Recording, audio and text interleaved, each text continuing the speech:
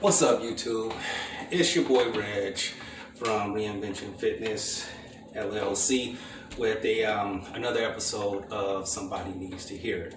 I feel like I got a pretty solid one today, and it involves connecting, finding your connection with your kids. But before I get into that, let me go ahead and take care of this housekeeping. Please hit the like, subscribe, share it on Facebook. Hit the little bell notification in the top corner. That way you get notified anytime I post a video. Like I say, currently my website is on life support, so please help a brother out. Also, I am not a therapist, relationship counselor, doctor, or a financial advisor or anything like that. I'm just a man that likes to share his opinions, his perspective, and his experiences on certain topics in hopes that it will help somebody who may need to hear it at that time. Now that that is out the way, let's get into this. Okay, so today's episode, finding your connection with your kids for those teaching moments. As parents, I know a lot of us try to do it as often as not. As a father, I always try to look for those moments, those aha moments, or those moments where I can transition, in just everyday life and use it as a teaching moment for my kids. Now, I will admit that sometimes I do go overboard with this, and my better half has told me before that, every moment doesn't have to be a teaching moment. And as much as I agree with that, it's extremely hard to have that mindset when you're dealing with daughters. I have two sons and I have two daughters. My oldest is a boy, then my middle two are daughters, and my youngest is a son. He's only 5 at this time, so he got a lot coming in his upcoming years. Anyways, to be completely honest, with the way the world is now, and it's ever changing, it's making it more difficult not to have that mindset of using every moment I can as a teaching moment.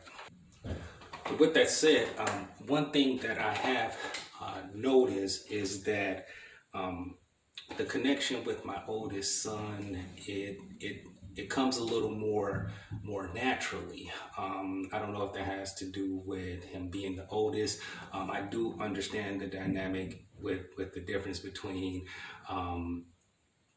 daughters and fathers, and daughters and sons. And I do notice that with myself. I do approach both of them a little bit different.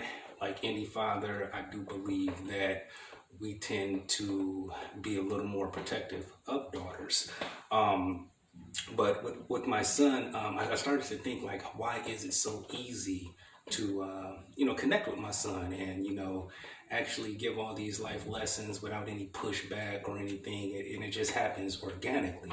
And I thought back to when my dad and I had conversations. My dad was outside the home, just like my son and myself. And when I mean outside the home, our parents weren't together, but spent a lot of time with him. Now, I had a little more of a difficult challenge because he moved to Minnesota when he was 6, but he would spend every summer with me.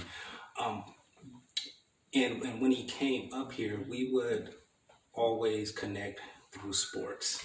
It was the easiest thing. We both were interested in sports. My dad and I were both interested in sports.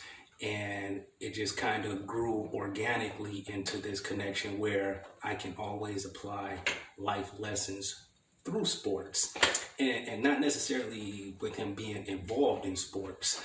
Like right now, I'm teaching him, we talk a lot about the history of basketball and things like that. And I always tell him, do your research before you just make a simple post online.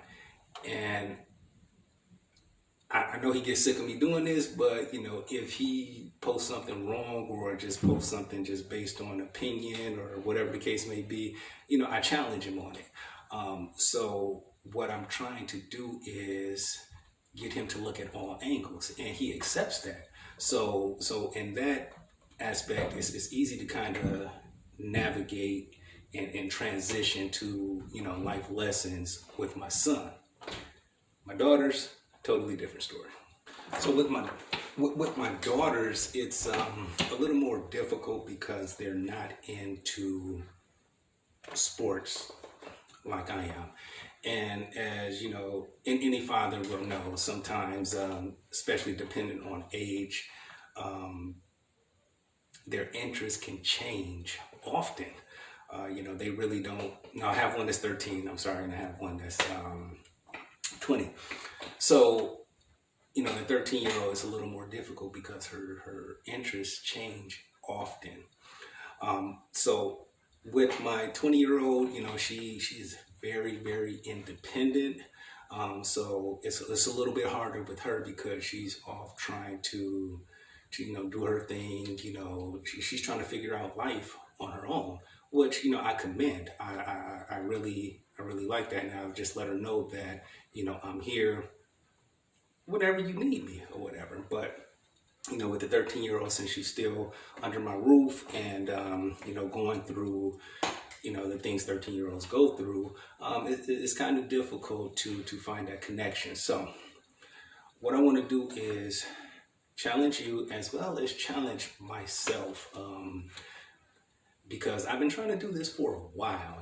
She'll say that she's interested in one thing, and it's like, okay, great, I have my end. I think I'm pretty good at kind of transitioning from one thing and making it and applying it to life in general. However, when I start to get to those moments, and or by the time I start to actually get that connection, and I have my light bulb moment, she's interested in something else. So I challenge you as well as challenging myself to try to find a connection with the kids, with your kids. And like I said, it's going to be difficult. I'm not an expert at this or anything like that. I think I'm going down the right path on trying to find something that she's interested in, and then me gaining some knowledge about it or whatever, doing some research on it so I can find that, and so it doesn't just always seem like, oh, here go daddy teaching again.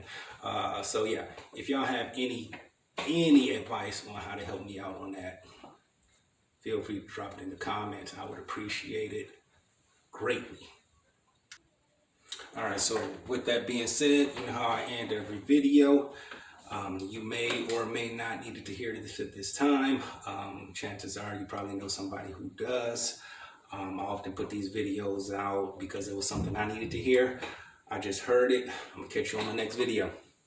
Peace.